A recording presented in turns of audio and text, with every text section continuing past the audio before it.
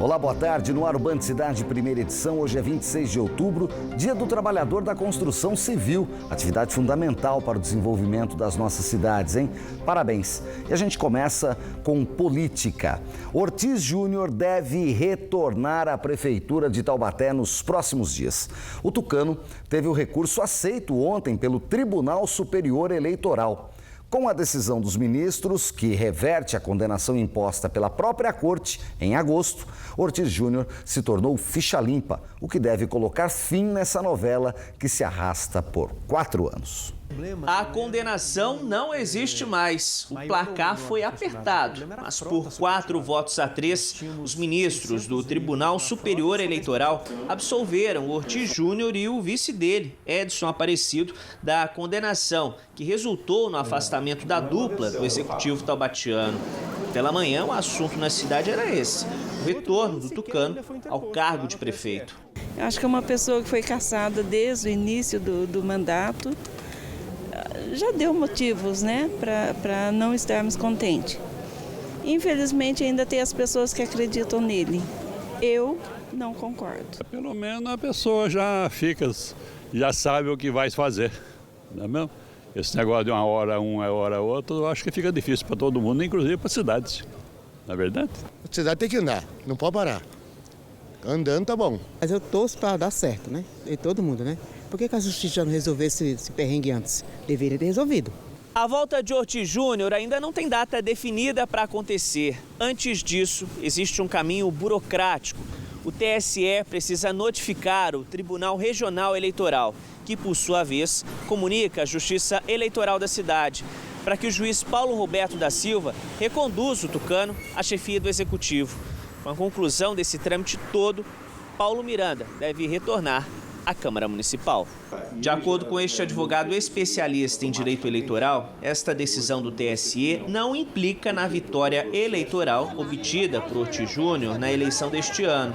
Como são processos diferentes, ainda é preciso aguardar o posicionamento dos próprios ministros sobre o registro de candidatura da chapa, encabeçada pelo tucano. Ele não produz um efeito automático com relação às eleições. Isto vai ter que ser pleiteado perante o processo de impugnação de candidatura, né? E os advogados têm que correr muito, tendo em vista que todo esse trâmite da impugnação da candidatura dele tem que ser resolvida até o dia 19 de dezembro, que é a data prevista para a diplomação. Se isso não ocorrer antes do dia 19, daí continua essa discussão jurídica aqui com referência à Prefeitura de Taubaté. A assessoria jurídica de Ortiz Júnior disse que vai entrar esta semana com um recurso no TSE para pedir o registro da candidatura. O atual prefeito, Paulo Miranda, não quis se pronunciar. O Ministério Público deve se manifestar após a 1h30 da tarde. O cartório eleitoral informou que não tem previsão de que a notificação chegue à cidade. Não tem uma previsão para que essa notificação chegue para oficializar o retorno de Ortiz Júnior à prefeitura. Porém, a expectativa é que isso se resolva ainda esta semana. O vereador de Taubaté, Carlos Peixoto, do PTB, teve o registro da candidatura dele validado pelo Tribunal Superior Eleitoral. Com 1.038 votos contabilizados na eleição, a composição da Câmara deve sofrer alteração, já que o coeficiente eleitoral da coligação será modificado. O juiz Paulo Roberto da Silva, do cartório de Taubaté, vai aguardar o julgamento de outros processos de validação de candidaturas para divulgar como ficará o quadro parlamentar na cidade para os próximos 4 anos. Ainda sobre política, ontem a Câmara Federal aprovou em segunda votação a PEC 241, que limita os gastos do governo federal de acordo com a variação da inflação. O deputado federal e ex-prefeito de São José dos Campos, Eduardo Cury, do PSDB, votou a favor e enviou um vídeo para o Band Cidade explicando o posicionamento. Foi aprovado aqui na Câmara dos Deputados em segundo turno a PEC do teto dos gastos do governo federal.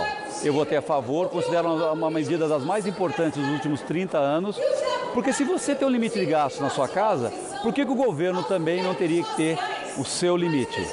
Esse teto é global, ele não implica em limitações e aumento de gastos de saúde, educação, pelo contrário, esses gastos estão preservados. Aumento de servidores públicos, tudo isso é possível. Só que para cada gasto acima da inflação, você vai ter que fazer economia em outra área. E o governo federal tem muita gordura para queimar, tem muita área para ser economizado, para que a gente possa gastar mais nas áreas prioritárias, como segurança, saúde e educação. A nossa produção também solicitou um vídeo ao deputado Flavinho, do PSB, que tem base política no Vale, mas ele não nos enviou. Mudamos de assunto, aumenta a violência na região. Os dados da Secretaria de Segurança Pública do Estado, divulgados ontem à noite, referentes ao mês de setembro, mostram que a situação é preocupante. Em diversos segmentos analisados, os números só crescem.